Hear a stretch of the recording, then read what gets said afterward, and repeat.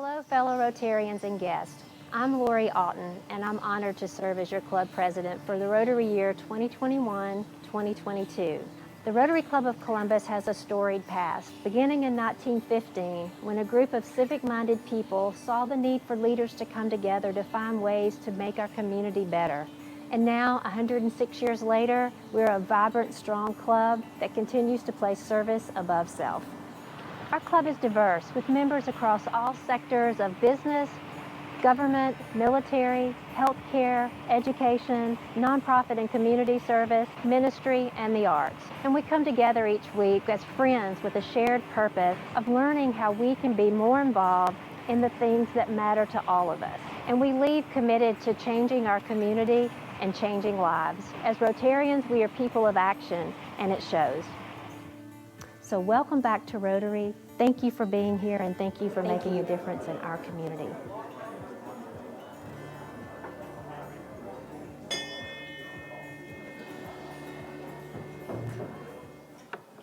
Well, hello, and welcome to the January 12th meeting of the Rotary Club of Columbus. It is so wonderful to look out and see such a great crowd. So welcome to all of you, and for those of you watching online, a warm welcome to you as well. Before we jump into the program, I did want to bring up one quick topic. Earlier this week, something happened. On Monday, after 41 long years, and Bulldogs say what? Go dogs! Sick 'em! Woof, woof, woof, woof.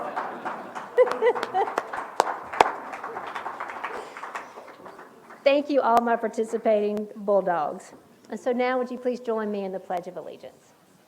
I pledge allegiance to the flag of the United States of America, and to the republic for which it stands, one nation, under God, indivisible, with liberty and justice for all. And now I would like to ask Wayne Anthony to bring us today's invocation in accordance with his faith tradition. Thank you, President Lori. Can I also thank God for the victory that... No, I won't do that. Let us pray together. Oh God, as we gather here in this place, we give thanks for all the many blessings that you provide for us, the seen and the unseen, the significant and the insignificant, but all are blessings from your divine hand. We come as Rotarians, and we give thanks for this club and the good that it does. Now be at work in us that we might continue it for generations. We thank you for the organizations that lend their people to make this club what it is. We pray that you will bless those organizations, inspire them, direct them, provide for them. And then we come as individuals, members of a family with different needs, and on everybody's mind or heart is at least one member of a family or their organization in need of your divine touch. So collectively, touch, bring healing where healing is needed, help where help is needed, grace where grace is needed, and faith where faith is needed. In your name we pray. Amen. Remember the cans? As my good friend Adrian Chester said yesterday, we'll take that what rolls, but we prefer what folds. So please remember the cans. And so now I'd like to ask Cedric Hill II to please bring us today's news. Good afternoon. Here's a look at a couple of headlines.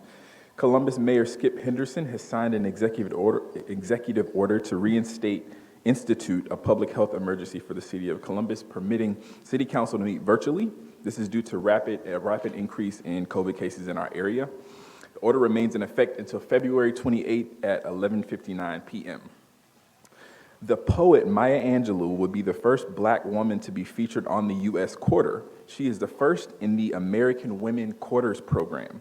This is a 4-year program by the U.S. Mint to feature prominent women in U.S. history on coins. Others to be featured will include astronaut Sally Ride, actress Anna Mae Wong, and Wilma Mankiller, the first female principal chief of the Cherokee Nation. And last but certainly not least, as President Lori has already alluded to, Georgia Bulldogs ended a 41-year drought wait for a national championship. For those who do not want to relive it, I'm sorry. For those who do want to relive it, it was a tight game for a while, but Georgia's defense clinched the win at the end with an interception return for a touchdown in a 33-18 victory. Your weather forecast today, mostly sunny with a high of 58 and a low of 33. And this is our first news report of the year, so Happy New Year.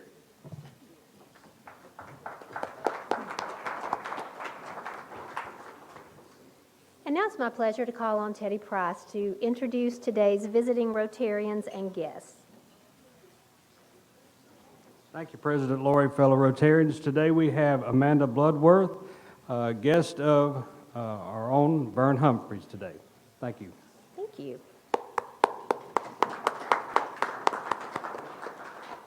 So one of our favorite traditions each week is to welcome and honor a military guest. And so it's my pleasure to call on past President Michael Silverstein to introduce today's Colonel Ralph Puckett, Jr., Soldier of the Week.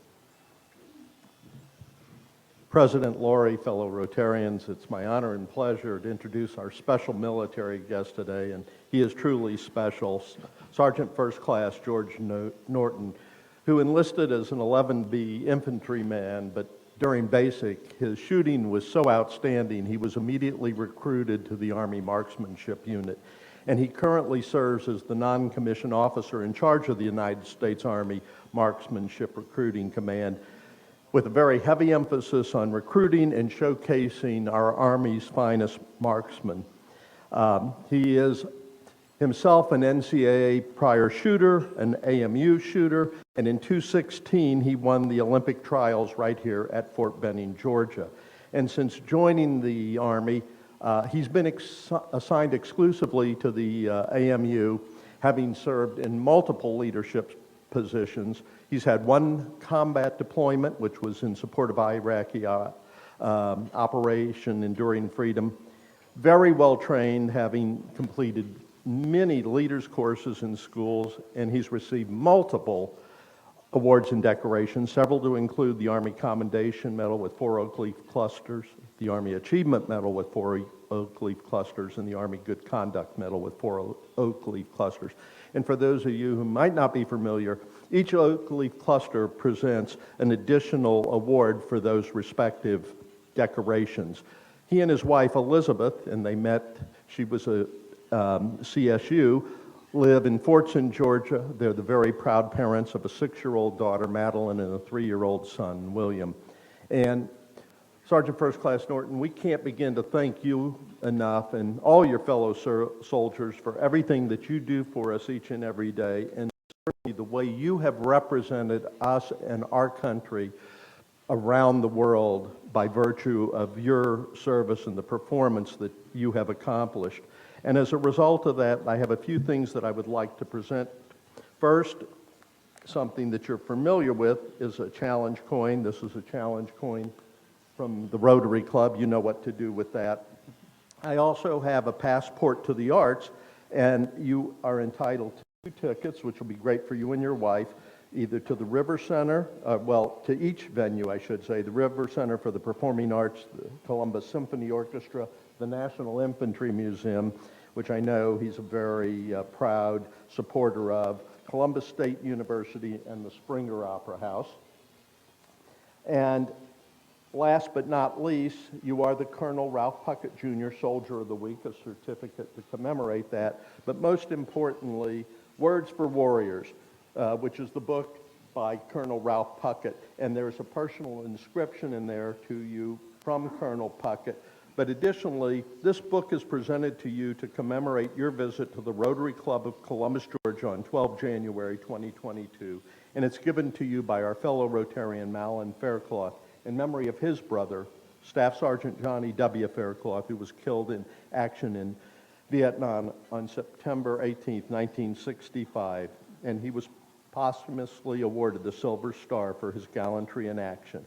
I know you will honor and enjoy this book, and we honor you by having you with us today, and you honor us. Please join me as we welcome our guest.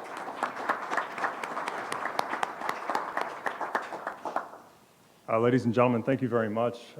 As it was said, I've been a resident of Columbus for 17 years now, being only assigned to the U.S. Army Marksmanship Unit. I've lived here in Columbus longer than I've lived anywhere in my life. My wife, Elizabeth, has been here for 18 years as a student of Columbus State University. Speaking for her and myself, we are the sum of everyone that has been in our lives to make our life as great as it is. That's what you are for our community. I can't thank you enough. I love living in Columbus. And again, can't thank you all enough for what you do for us every day and for having me here with you as well. Thank you very much. Sergeant First Class Norton, we certainly welcome you and appreciate all that you've done, and how exciting to find out that you're a longtime resident of Columbus. So you'll have to come back again soon and visit. Thank you. You know, it's always a great day in Rotary when we can welcome a brand new member. And so now it's my pleasure to call on our Rotary District 6900 Assistant District Governor, Tyler Townsend, to introduce our newest Rotarian. Well, thank you, President Lori. It's my pleasure to introduce Angelica Rozwadowski as our newest member to our club. Angelica is married to Alex. She studied industrial engineering at the National University of Columbia and works in real estate at Century 21 Premier Real Estate, focusing on the commercial sector. And she's active in the Georgia Hispanic Chamber of Commerce and a graduate of Leadership Columbus. Angelica, this is your Rotary pin, your name tag, and information on the Rotary program. Please help me welcome Angelica to our club.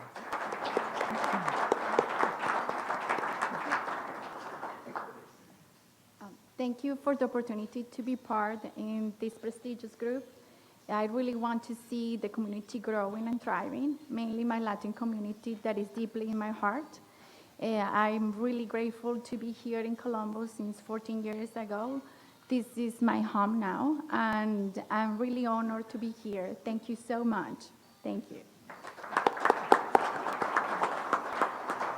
And Angelica, let me just be the first to welcome you and say welcome to the club, and to tell you you join a club with a very long history. And in fact, we are club number 200 out of over 35,000 clubs around the world. And so we've been around for, I believe it's 106 years, so a long history. But we all look forward to getting to know you better, working alongside you, and serving our community. So welcome. So I just have a few announcements today. First of all, if you've ever been interested in being part of Rotary leadership, whether it's in the club or in the district, I would strongly encourage you to attend one or all sessions in the Rotary Leadership Institute.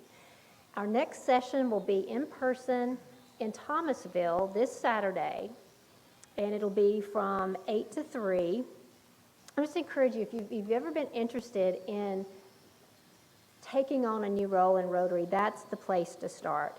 Let me just ask real quick, how many of you have been through one or all of the Rotary Leadership Institute sessions? Ryan, I know you have. So several of us, and what a wonderful, wonderful thing. Okay, another show of hands. How many of you are ready for spring? How many of you like the beach? Do I have a deal for you? Coming up in April, the end of April, 1st of May, is our annual district conference. Just so happens that it will be held at Sandestin, near the beach, on the golf course. So for those of you interested in going and joining some of our really fun members who host the hospitality suite, the infamous hospitality suite, I hope you'll sign up. And if you will just let Julie know, we will handle the registration for you for the conference. Also, tomorrow evening is our bi-weekly Rotary Zoom happy hour. So if you will just pop in between 6 and 8, say hello to your fellow Rotarians with your favorite beverage from your house. It's always a lot of fun. And so lastly, I'll just say thank you again for putting your mask back on when you're not eating and helping us all to stay safe. I think it was Tyler I was telling earlier that every one of us knows someone right now who has COVID. It's just that prevalent, and so thank you for helping us all stay safe. So joining me today at the head table is Wayne Anthony, who brought us today's invocation. And now, a little bit out of the norm, I'm going to ask the speaker to introduce himself and the program. So now I'd like to call on Ian Bond to introduce our program.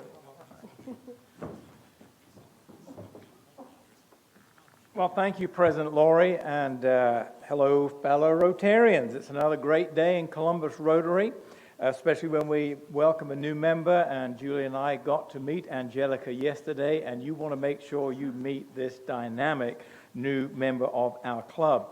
I'm here to talk, in conjunction with Alan, we're here to talk to you and tag team about the Global Grant Project. And some of you are thinking, can Ian really get up there and not talk about the Georgia Rotary Student Program? Well, you're absolutely correct. I cannot get up here and not talk about the Georgia Rotary Student Program. And in fact, I have a check to present to President Laurie from GRSP, from the GRSP Foundation, and it is our incentive rebate of money that comes back to us because in the previous Rotary year, we met the goal of $50 per capita donated to the GRSP Foundation. And so here is a check for $2,888.72. Thank you, sir. Okay, now we'll talk about the global grant. So Ryan, if you would set up the PowerPoint. And Alan and I are going to tag team through this. So this is just an update on the Global Grant Project. And you may recall about 6 months ago, it was August 25th, 2021 to be precise, Eric Spears brought us a program of a big overview of the issues that this grant is designed to address. Now, Eric spoke to us that day, and then he disappeared. And we haven't seen him again at an in-person meeting until today, which is why he's sitting on his own at that table, because everybody's forgotten who he was. He actually did have to go on an assignment to the UK to look after the CSU Oxford House. So, and that's what CSU pays him to do, so I guess we had to let him go. Having said that, Alan and I have been in constant communication with Eric and with other partners on this global grant. So the subtitle of our program today is Stoves, Latrines, and Nutrition in Vuelta Grande, Guatemala. And Alan and I serve as co-chairs of the Global Grant Committee.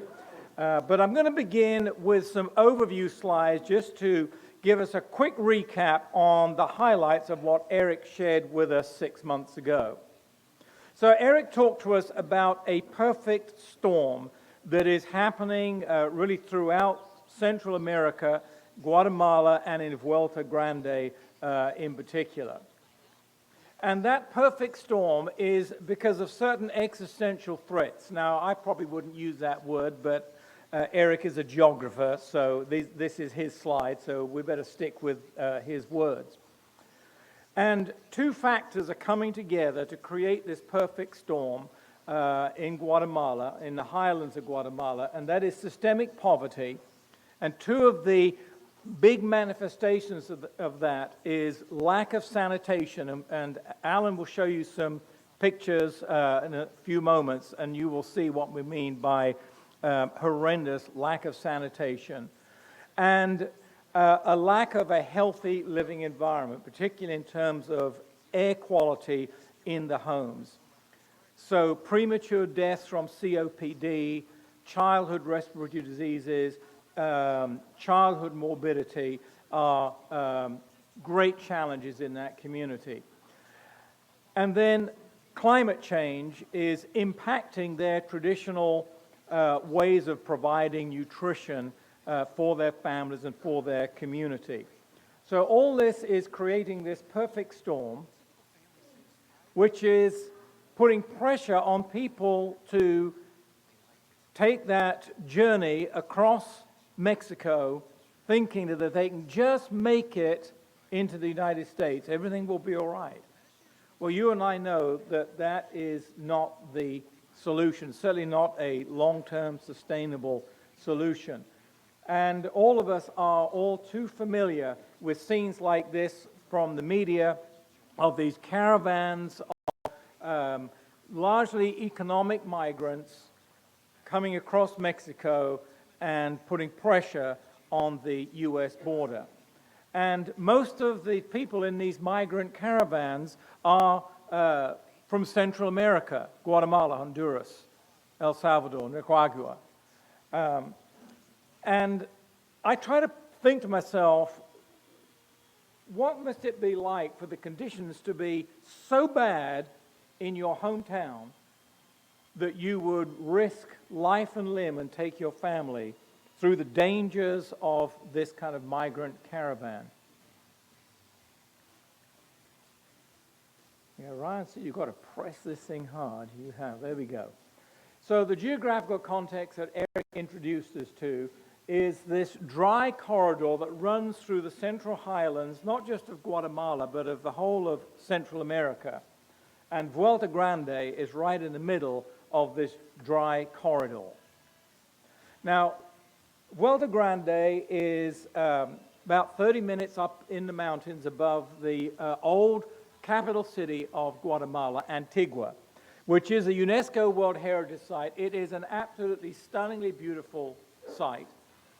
And Antigua is only about 45 minutes ride up the mountain from Guatemala City Airport, unless it's rush hour, and then it's 4 hours, so it's kind of like Atlanta traffic. And it is a stunningly beautiful place in this bowl. The city is in this bowl surrounded by all these active volcanoes. About 30 minutes to 45 minutes, about 2,500 feet above the city of Antigua is Vuelta Grande. And I don't know if you can see the shading on that map, but that kind of beigey brown area, that is this dry corridor that runs through southern Honduras, El Salvador, and southern Guatemala. And it's right in the middle of that dry corridor that Vuelta Grande is located. Okay, Alan, come and tell us about Vuelta. You want me to operate? Yes. Okay. I don't want to mess it up. Wow. So if the slides get screwed up, it's my fault. Yeah.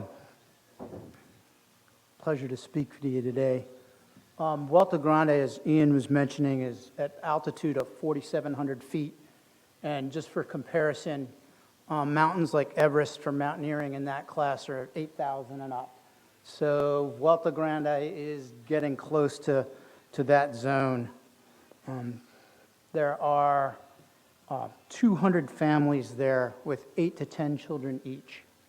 And this grant is an infrastructure grant specifically aimed at improving conditions there. So it seeks to be a model so that the families won't seek to immigrate. These are the children, of course, and Ian there. And as I said, 8 to 10 children each. And they do, some of them suffer from malnutrition.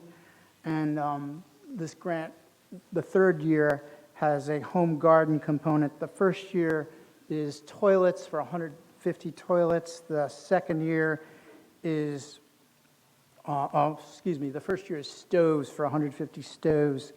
The second year is latrines for the whole village. And the third year is gardening to improve the sustainability of nutrition. Advanced work has been a past Rotary grant, kind of constructed a compound there with a kitchen center and classrooms. And here are Rotarians and representatives from the CEPA Foundation from Europe, and we're all gathered, and we visited 3 years ago and assessed the site.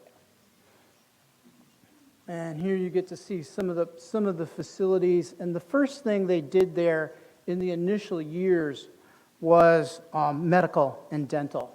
And, you know, I'm being blunt, a lot of the kids had dorms. things like that have to be treated. And once you take care of medical and dental primary needs, then you can begin to improve more infrastructure. So this is a kitchen, and the outside of a kitchen, and they have their firewood collected, and the first year of this grant is for 150 stoves, and we installed 20 stoves as a test pilot program. We donated the money, the Jordan Foundation, the endowment that I work for at CSU, donated money, and the Rotarians here did, and we combined and as a test, and we saw all the stoves were constructed and built. And so we deemed that it was a worthy project, that they were good partners. This is, I believe, which is that crop? Is it sugar, or is it? This is one of the crops, but it gives you an idea of the slopes, of the difficulty of farming the land there. And they don't have a lot of extra land. We've inquired about that.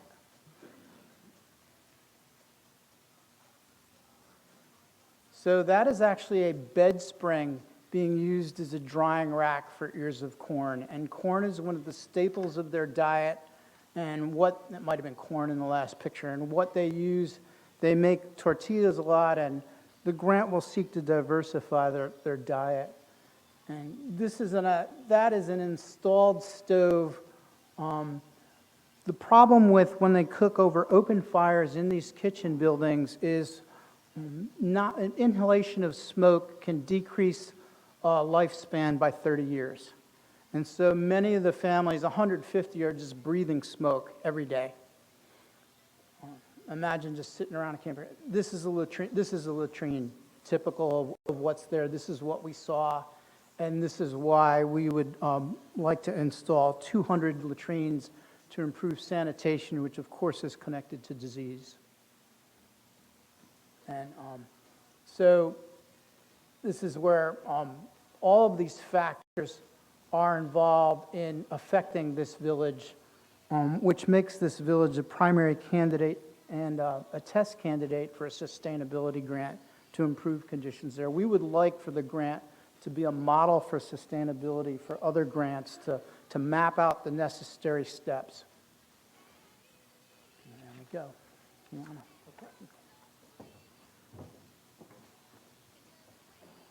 So we're familiar, I think most of us, with the 6, now 7 areas of focus of the Rotary Foundation. And this grant hits several of those areas. Childhood, early childhood health, sanitation, nutrition, and environmentalism. So out of the 7 areas of focus, we actually check 4 of those boxes. And basically RI says if a grant will check 1 or 2, that's a strong grant. So as far as RI is concerned, this is a very strong grant. Well, any kind of project like this is a result of partnerships. And this is the Board of Honor on the side of the Funkoli Community Center. Funkoli is an acronym from the Spanish for the Free Hearts Foundation, which is the local NGO that we work through. I don't know if you can see all the logos of the different partners for the building of that community center, but it does include Rotaract, it includes Rotary International, it even includes the German federal government. They got a grant from them to build this center. So for the global grant that we pulled together, it truly is an international team. In District 6900, our district specifically asked us to reach out to some of the other Rotary clubs in our immediate area so that it wasn't just a Rotary Club of Columbus, but it would be a District 6900 collaborative grant. So the Rotary clubs of Harris County, Muscogee County, and North Columbus have all joined us in this effort. The international partnership, the Rotary Club of Bietigheim-Weigen, that's Harold Leibrecht's club. Some of you may remember Harold and his wife Uli, who have visited us a couple of times. And the Rotary Club of Strasbourg, Droits de l'Homme, Rights of Man, Rotary Club, that is Ulis Rotary Club. And so those two clubs are part of the partnership. And of course, the local host club, really a very key partner, is the Rotary Club of Antigua.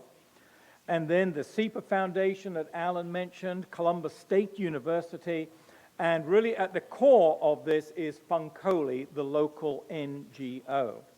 So it's been a lot of fun. Also, it's been a challenge getting all of these partners onto the same page. And we're not quite as got everybody on the page as we would like at this point, but we are working on that each and every day. So let me just talk a little bit about the project costs and the project funding. So to make sure that every single home has a smokeless stove, which will reduce smoke emissions by 90%, we need 150 ecological stoves. At $200 a piece, that's $30,000. To make sure that every family has a sanitary latrine to use, and the middle picture there that's what we want to install, as opposed to that horrendous picture that Alan showed us a moment ago. $300 each. We need to install 200 of those. That's another $60,000. And then we want to make a start in year 3 at addressing new ways of providing sustainable nutrition. And so what we want to do is kind of test out a project with 60 horizontal family gardens. So 60 homes will be able to get these gardens at $30,000 for a total cost. Our district said, please add another 5% for administration costs. So the budget that we need is $126,800 to affect significant change in this community. Now, these needs are not things that we just came up with, although our team that went down there in 2019, we ate lunch with a family in one of those kitchens. We've seen the impact that these smokeless stoves can make. We've met with these people. So we saw with our own eyes, members of this club. But last year, when we contacted Funkoli to say, we're ready to lead a new global grant effort, they did a fantastic community assessment. They sent it to us around about Memorial Day of last year. Beautiful PowerPoint, and these were the 3 things that their community needs assessment highlighted: stoves, latrines, and family gardens. And so we went to work on building the partnership based on the community assessment that Funkoli sent us. So it took a lot longer than I had anticipated, partly because halfway through Rotary International, the Rotary Foundation changed the rules for the funding formula. Then they changed them back again, so we were constantly stop-start. But by Thanksgiving, finally, I'd corralled the various partners, and we got all the pledges in. And this is how it's broken down. Principally, it's coming from District 6900, and the largest donor, club donor, is the Rotary Club of Columbus. And our club has pledged $30,000 to this effort. 15,000 of that is coming by some magic that Charlie Johnson is working over 3 fiscal years of the grant.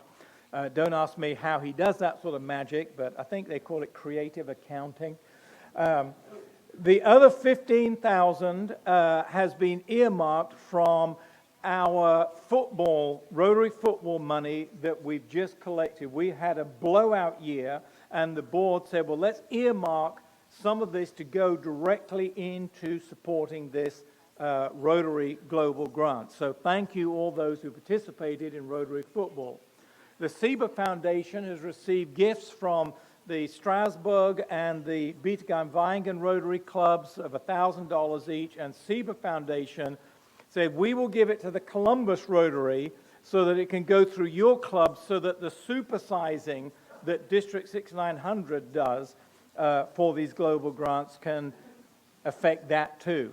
We've got $1,000 pledges from our other 3 local clubs. So that's a total of $35,000 pledged through the clubs and the Rotary clubs. Now, what our district does is they will double that $35,000. Here's how they do it. And this probably sounds like now a Michael Silverstein program, but it's good for us to remember how the Rotary Foundation works. When you become a Paul Harris Fellow, it means you've given $1,000 to the Rotary Foundation. 3 years after that donation, $500 comes back to our district into the district designated fund. And so what our district does is they collect up all that district designated fund and say if we have a club that wants to do a qualifying global grant, we will double whatever that club pledges from our district. We will double it out of the DDF fund, which is our money anyway, just coming back 3 years later from the Rotary Foundation. So it really is putting more of the donations that we've already given to work on a great project. So all of that is another is a total of $70,000. The Rotary Club of Antigua, they pledged $1,000.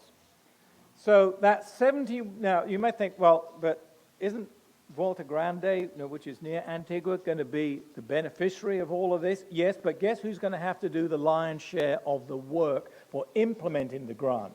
Not us. We can go down there for a week once a year. We can maybe install 20 stoves a year. That's it.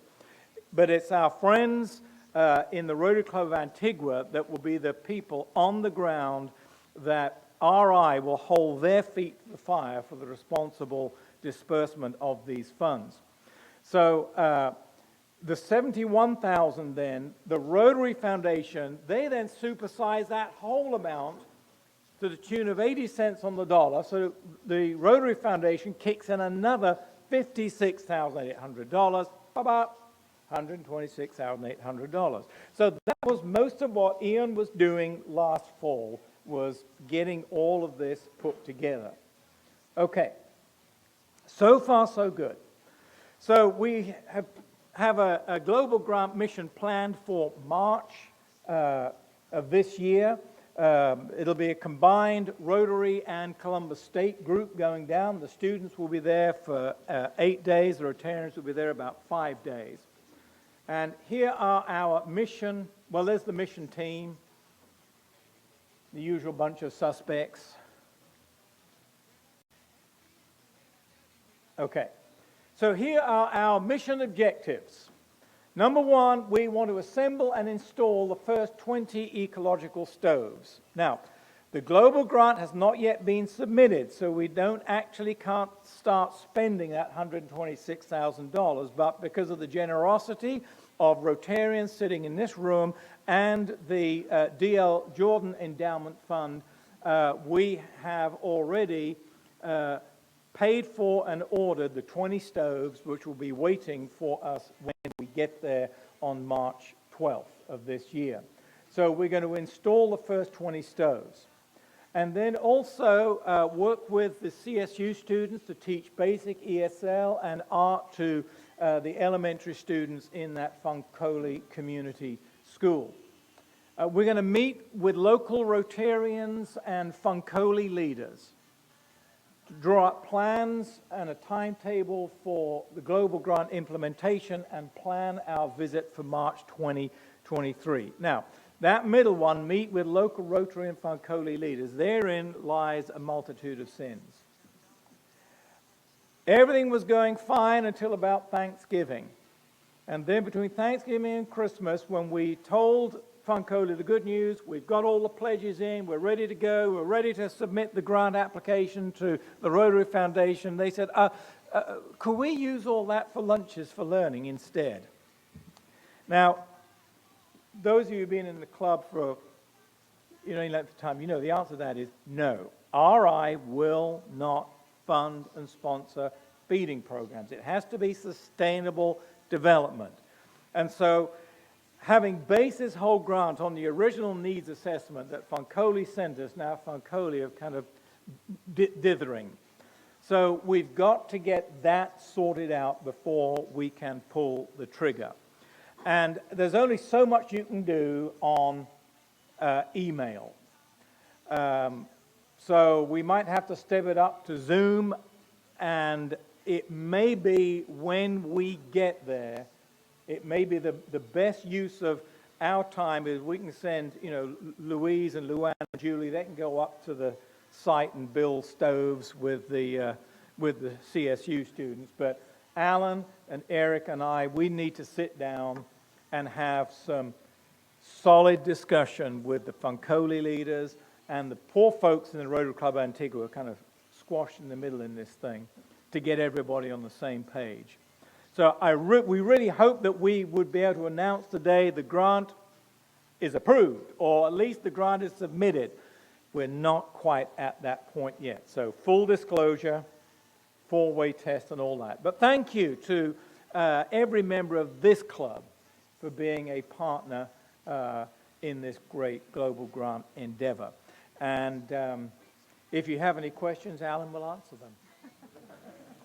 That's the end of my report, Madam President. Inside joke, correct? Yes. Any questions? Yes. Two questions. What you mentioned the stove that it was ecological stove. When I think of ecological, I think of kind of brown nature. What is it about the stove that makes it ecological? Yeah.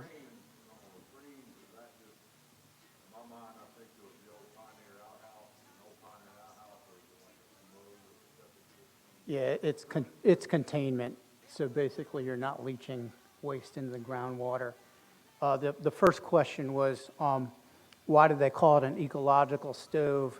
I think it's set up the way technology's improved the way stoves burn wood more efficiently now with the draft set up and ecologically taking it out of that's the main reason why. And of course, taking it out of the room so they're not breathing the smoke. So that's the reason it's the fuel efficiency for the wood burning. Any other questions?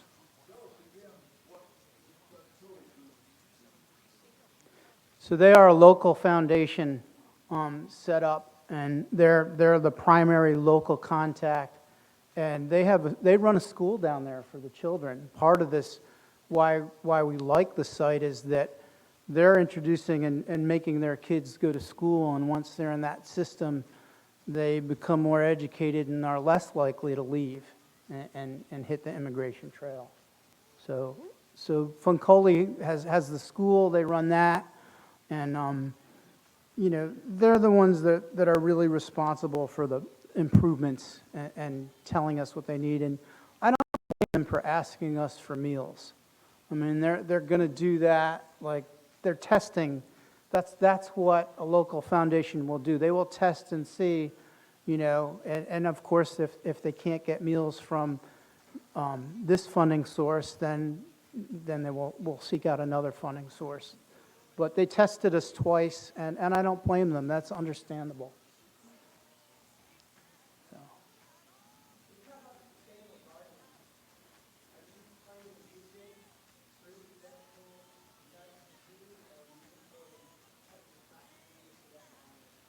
That'll all have to be assessed, which is why it's in the third year.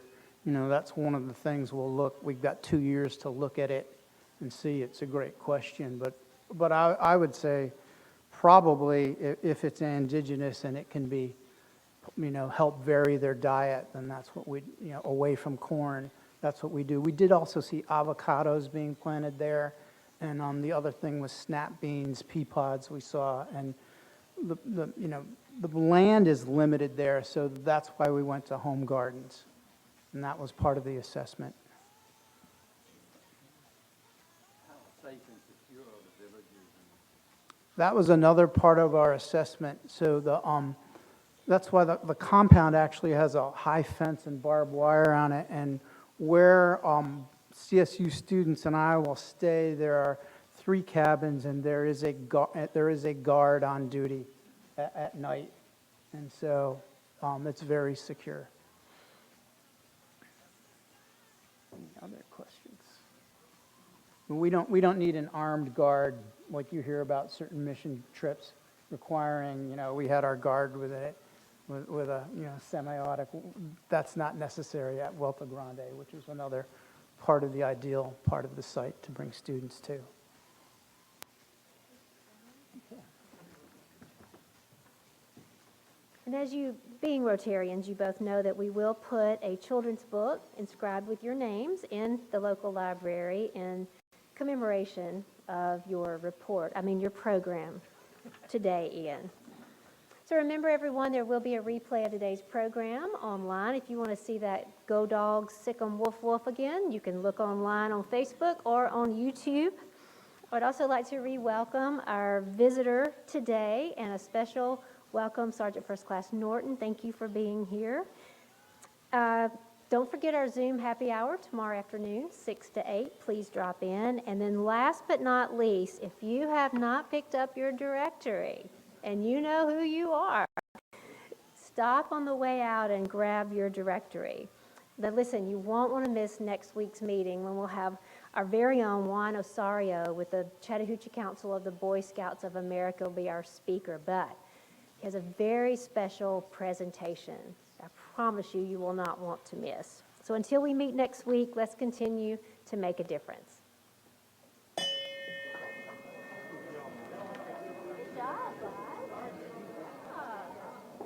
We make a good double act. Abbott and Costello, Absolutely. Laurel and Hardy.